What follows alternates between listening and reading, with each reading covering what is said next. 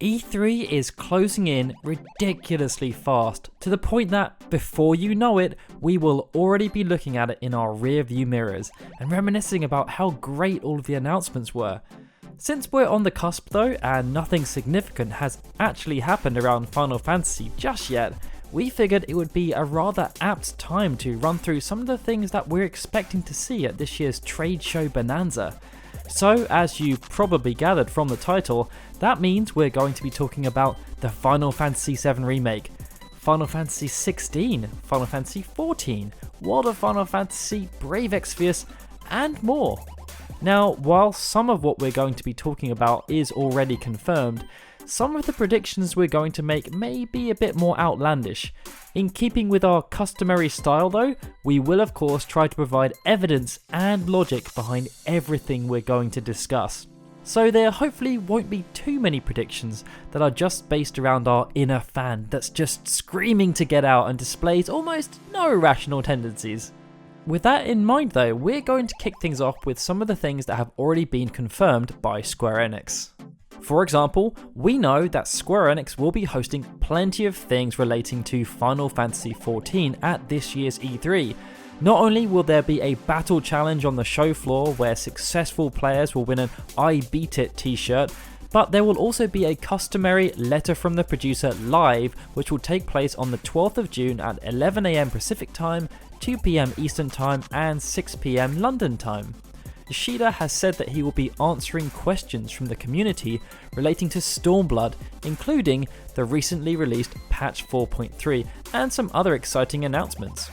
We also know that Square Enix Presents will be making a return this year, as Elytra, who's a community manager working on Brave Exvius, posted that they will be hosting a segment during their live streaming show where the developers of Brave Exvius will be answering questions from the fans. So far, there have been over 500 questions submitted on the Reddit thread, so it will certainly be interesting to see how they narrow it down for the segment. Last year, they also announced a ton of new content for Brave Exvius, including the first character to release on the global game before the Japanese game, so I'm pretty confident that we will see some similar announcements this time around.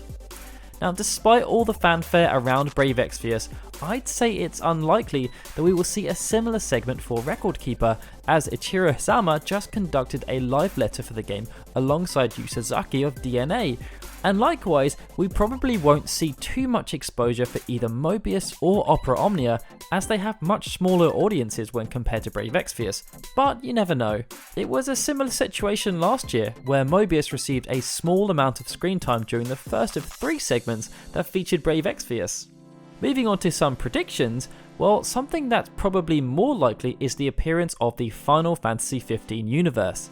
Square Enix have rolled this bad boy out at pretty much every single possible opportunity since late 2015, and I don't see any reason for them to stop now. As we saw during their PAX East panel not too long ago, they have plenty of stuff currently going on with the game, and there's even more in the pipeline. For example, they just released a free Party Pack DLC for Comrades. They have released the Mod Organizer tool for the Windows Edition, which will let you mess around with character and weapon appearances, and they've also just released Final Fantasy XV Pocket Edition on the PC. Lest we also forget that they provisionally revealed that Comrades will be releasing as a standalone game this summer, and that there are 4 new DLC episodes arriving for the main game at the start of next year that are collectively called The Dawn of the Future. E3 2018 would represent the perfect opportunity for them to talk about all of this again, while perhaps providing some new information about anything else they're cooking up to keep the media talking about the game. For example, they could announce the release date for Comrade Standalone. Dissidia NT is another game that may sneak a mention, but I don't expect there to be a huge focus. It definitely did not have the best launch at all, and the post-launch support has been somewhat underwhelming.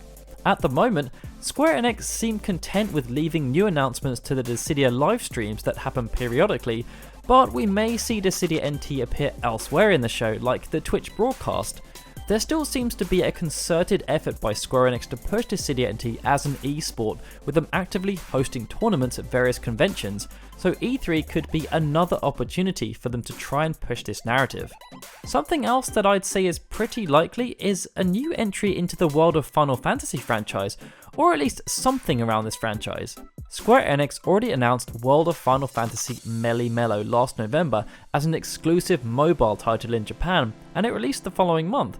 Now, I'm not saying that Square Enix are going to bring that to the West, or that even if they did, that E3 would be the platform or the place for them to announce it. But at the same time as announcing that game last November, Shinji Hashimoto noted that World of Final Fantasy sold very well abroad and that they plan to continue expanding the franchise. With very little on the horizon right now for the Final Fantasy brand, something new within this particular sub-franchise may well scratch that itch, as it's well thought of and it is still a relatively recent title. And given Hashimoto's comments about it having strong performance abroad, E3 and more specifically the Square Enix press conference would make sense as the perfect place to make an announcement about any kind of expansion. Then of course we have the elephant in the room, the Final Fantasy VII Remake. At this point, I think everyone is just on the fence about whether they think it will make an appearance and whether they want it to make an appearance. And in many ways, it reminds me of how we all felt before they actually announced the Final Fantasy VII Remake. There's just a general sense of trepidation. The one thing that I do know is that they've been talking about showing it at a major trade show for almost 1.5 years now. Tetsuya Nomura first made the comment back in January 2017, where he noted that while they weren't able to share much information in the 2 previous years, that he hoped to show progress at some event in that year. Naoki Hamaguchi, who's the development lead on the Final Fantasy VII Remake, also shared similar sentiments during a talk that was taking place at Final Fantasy Farewell Stories. According to Hian at thelivestream.net, who translated audio that was captured from the talk, Hamaguchi said that a lot was hanging on the next event and they're hoping to show the game off by then. So far though, we've not seen or heard anything. Given all of the changes that were taking place last year following the decision to take development in-house, skipping 2017 made sense, but with significant visual changes being made to the few characters that they've actually revealed so far, I feel as though they need to control the narrative a bit better around the game, and they could achieve this by showing off some new content that actually shows off the new Final Fantasy VII Remake. Now, I know Square Enix have a load of other stuff to show off during E3, such as Kingdom Hearts 3, Shadow of the Tomb Raider, Dragon Quest XI, and perhaps even the Avengers project, but I also like to think that their decision to host their first press conference in 3 years is some kind of omen that they're finally ready for the spotlight to be back on them again. And if there's content around the Final Fantasy VII Remake to show, the spotlight will most definitely be back on them. Saving the best for last, we have Final Fantasy XVI, which is perhaps where our inner fan is at its most irrational. But in reality, it's perhaps not as far-fetched as it might seem. Final Fantasy XV's rebranding from Final Fantasy Versus 13 happened almost 5 years ago now, which means that we're closing in on the longest stretch in Square's history between the announcement of a new numbered title. For your reference, the previous record came between the announcement of Final Fantasy XII, which was in January 2001, through to the announcement of Final Fantasy XIII, which happened during E3 2006. That was a long 5.5 years, but the difference between that scenario and the one we're in right now is that Final Fantasy XII hadn't actually released in the West when Final Fantasy XIII was announced. So not only were fans anticipating Final Fantasy XII, but due to the announcement, they also knew what was on the horizon. At the moment, the only thing on the horizon for the brand is the Final Fantasy VII Remake, which, if the timing of its announcement back in 2015 was anything to go by, shows that Square Enix clearly don't feel it conflicts with anything they have going on with the numbered games in the series. I mean, we can't deny that it really stole Final Fantasy XV's thunder at that time. Now, as a confession, there have been no hints that Square Enix are planning to announce Final Fantasy XVI, so this one is more just around wishful thinking based on the current situation, and I guess general deduction. But as we've said in the past, Given the massive hype surrounding the franchise following the release of Final Fantasy XV and the announcement of the Final Fantasy VII Remake, Square Enix should really be looking to capitalize on that as much as possible by building on the brand with another positive release. Announcing now also means that there would still be plenty of time for Final Fantasy XVI to release on the current generation of consoles.